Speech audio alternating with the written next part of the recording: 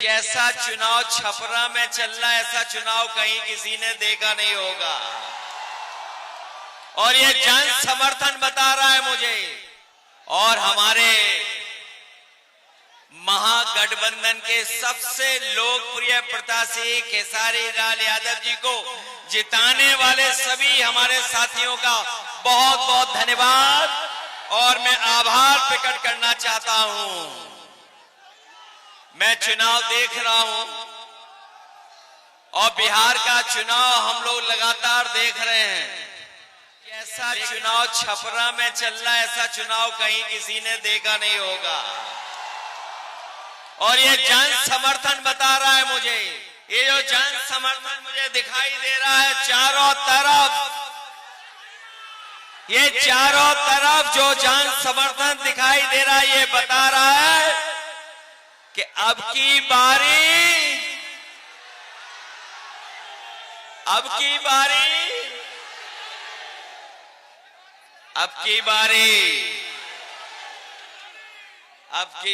तो खेसारी भाई जीत करके जा रहे हैं। और छपरा के लोगों ने मन बना लिया कि इस बार छप्पर फाड़ के वोट पड़ने जा रहा है, छप्पर फाड़ करके। मेरे साथियों, ये बिहार का चुनाव पूरा देश देख रहा है। जब कभी भी राजनीति संकट में आई है, अगर किसी ने दिशा देने का काम किया है तो यही बिहार की जनता ने दिशा दिखाने का काम किया है। एक बार फिर राजनीति के ऊपर संकट है।